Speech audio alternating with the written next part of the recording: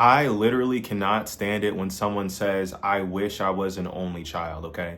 Coming from an only child, that is just such a disrespectful thing to say, in my opinion, because a lot of people don't understand like how difficult growing up an only child actually is, right? And now look, the jokes are on point, right? Obviously, can only children be selfish? Can only children just be kind of oblivious to what's going on? Can only children be like more financially well off than people with siblings?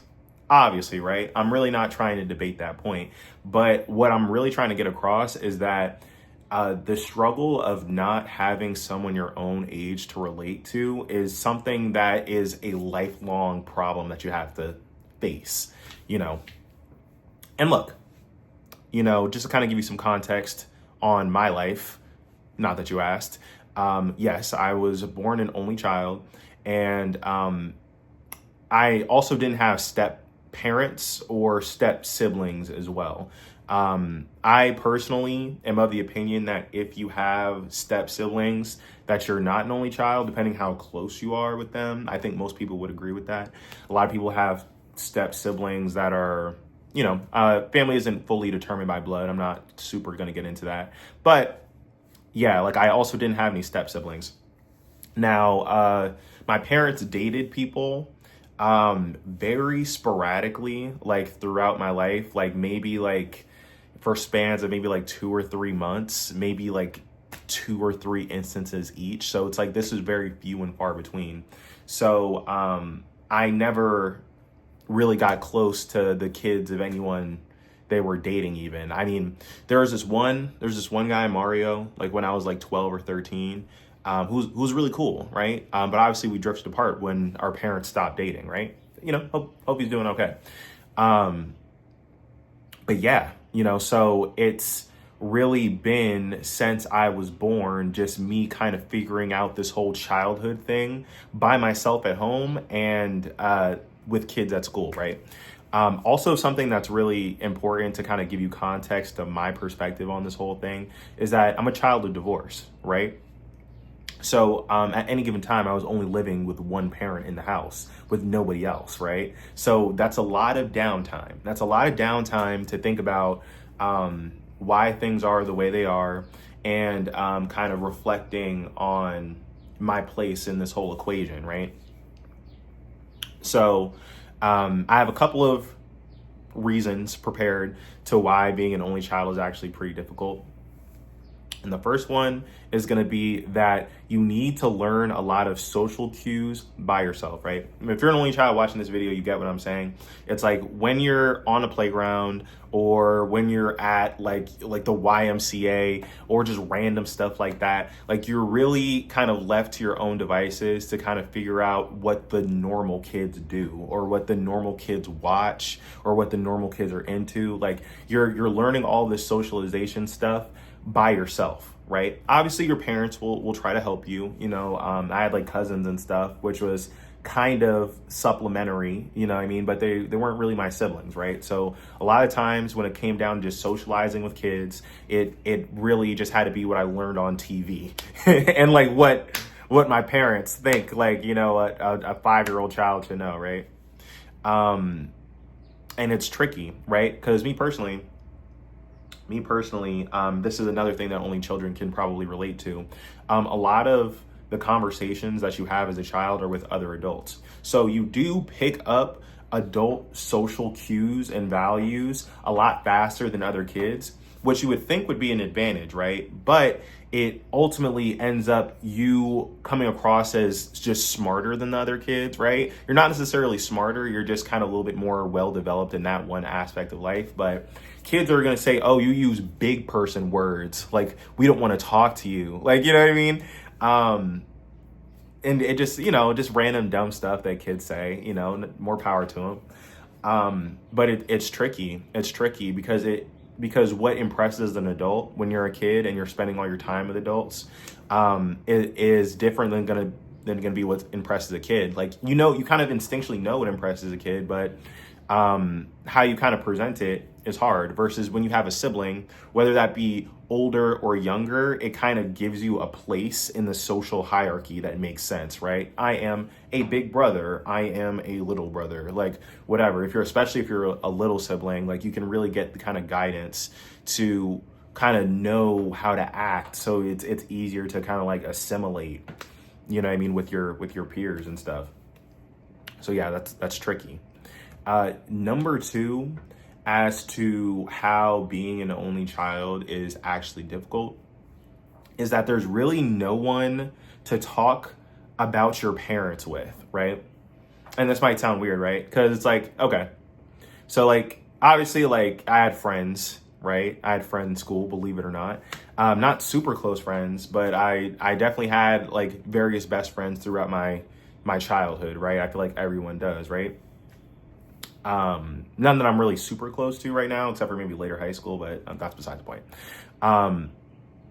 When I was a kid, and again, it's like I'm a child of divorce, so it's like my parents were constantly at conflict when I was a smaller kid, at least. Their relationship is great now, but as a kid, it was a lot more turbulent, right?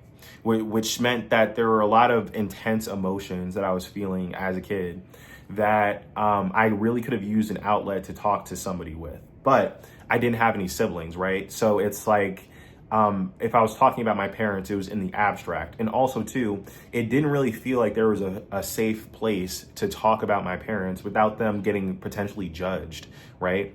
What I think people with siblings take for granted is that you have kind of like a common understanding with them, right? And you can more openly criticize your parents, or just kind of try to get like more clarity on their behavior without worrying about potentially putting them in danger by putting their business out there to a stranger, right? And I understand there's a flip side to that. What if your sibling is on your parent's side, or like what if, you know, your sibling's on your side when your parent has what's best for you in mind?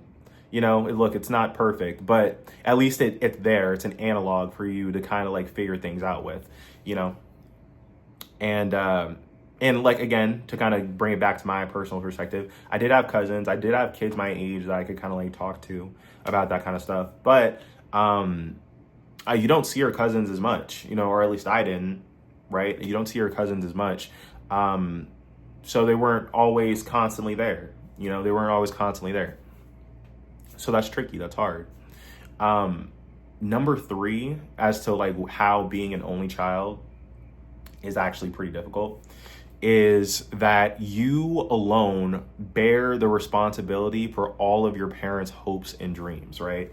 And like, I know that might sound dramatic, but there's really no other way to look at it, right? Because think about it. So if you have siblings, right? If you have siblings, then whether or not you have a child, your parents have the potential to be grandparents, right? A lot of people want to be grandparents in the same way that they want to be parents. Like it's considered a rite of passage. And I would even go out on a limb and say that most people want to experience that before they die, right? But if you're an only child, then if you do not have kids, they will never experience that, even if they might potentially really want to, right? That's just the reality of it, you know? And that's an extreme example, but you can really extrapolate that to pretty much every other experience that you can have with your kid, right? If you never get straight A's, then your parents will never experience having a kid that gets straight A's. If you never get a scholarship, then your parents will never experience having a kid that has a scholarship. If you never play sports, they'll never be sports parents. If they never do this, that, the third, like it'll never happen. And so it kind of leaves you with like this feeling of obligation, like, yo, if my parent wants me to do this, maybe I should just try it because Jesus, like they brought me onto this planet. Like I feel like I owe them one, you know? And I think this is a feeling that could probably be more related to by like older siblings, because older siblings, right? For the eldest sibling, at one point, you were an only child, right? At one point you were an only child. So it's like you probably know what this feels like. And at some point you got alleviated from that. But you can relate to that feeling. And obviously, I'm sure some of that feeling lingers even if you do have younger siblings, right? But the context changes pretty dramatically. A lot of other things change dramatically too. I'm not denying that. I'm sure that's difficult in its own way.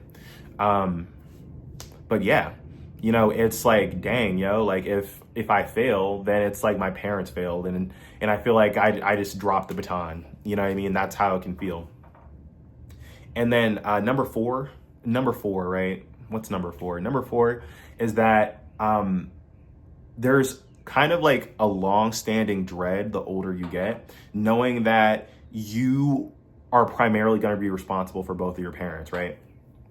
And this is more like future based, right? I like to live in the now, but if we're looking at it from more like a pragmatic planning from the future kind of perspective, when people get older, right, you become responsible for your parents. That is, again, not the case for everybody, but for the vast majority of people, that is the dynamic that takes place in some kind of way, right?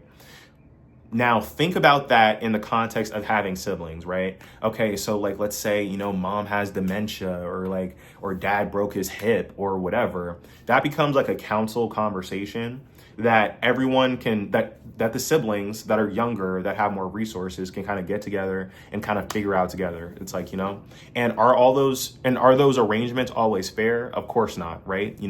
Lots of times there'll be one or two siblings that are putting in all the work to take care of the elderly parents. And that's messed up, because it's like, we're all mom and dad's kids. We should be helping each other, yada, yada, yada.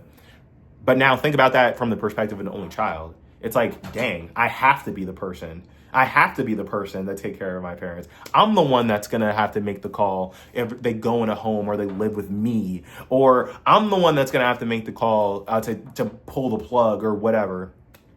And look, knock on wood, like, my parents are pretty healthy right now, but inevitably, unless I die first, that's going to be the situation that I'm going to have to deal with. Will there be other people in my family that have a say? For sure. But at the end of the day, it's like, I'm their only son.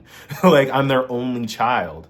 That's a big responsibility. That's a big responsibility because, I do feel responsible for my parents. I want to make sure that, they have a good life. Now that I'm an adult, I want to bring my resources back to them. That's the circle of life, right?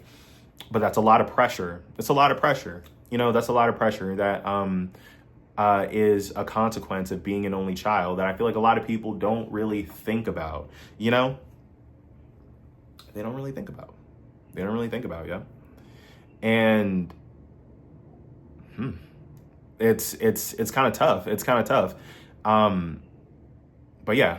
So finally, number 5 on this arbitrary list of things that I'm making up on the spot.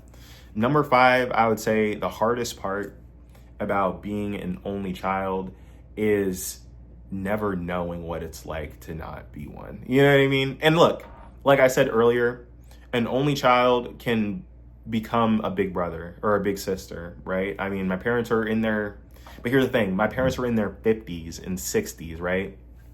So it's very unlikely that I'll ever have a smaller sibling. Or if I do, that's going to be very dramatic. And I would kind of become like one of my siblings' parents. You know what I mean? Which would really be kind of inappropriate for the phase of life that we're all in right now, to be completely honest with you. So it just really creates just this sense of longing. It creates a sense of longing. And I don't want to be all doom and gloom with this video, because I have close friends that I would really consider to be like my brothers. Like, I have tons of them. But here's the challenge. It's not quite the same as having a sibling. It's just not quite the same. There have been people in my past that I thought were my brothers, but circumstances pulled us apart, and we were perfect strangers, And again, trying to be fair here, people become estranged to their actual biological siblings. It happens a lot, and it's bad and it sucks. And I'm not trying to invalidate that, but they're never truly going to be your stranger. If you need a kidney, you could hit them up. You know what I mean? If you need a kidney, you can hit them up. Like, whatever, you get what I'm saying? It's like, there are certain things that can't be unwritten. DNA can't be unwritten. And, and it's just sad to know I'll never have that closeness with someone. I just never will. I'll get really close probably, but it'll never quite be the same. So what are you supposed to take away from this? It's to feel bad for me, just like all my other videos. But the second thing that you're supposed to take away from this is that If you're in the circumstance where you have siblings, you better cherish them. I understand that some people have abusive siblings. Some people have siblings that just don't care about them, or estranging themselves from you, right? And that's awful. And I'm not saying that you should like, trip over yourself to like fix it. But if you can fix it, do it. You know what I mean? Do it, because it's really a little miracle to have someone out there that's just like you. You know what I mean? My mom is a twin. My mom is a twin. We have matching tattoos, all three of us. That's the most sacred bond I've ever seen between two human beings in my life, between my mom and my twin and my aunt, her twin sister, right? Just relish in the miracle that you can look into their face and see your own. They're you. So you owe it to yourself to try to make it right with your siblings. You owe it to yourself to try to make it right with your siblings, because there are a lot of people that wish you had what you had. But that's pretty much it.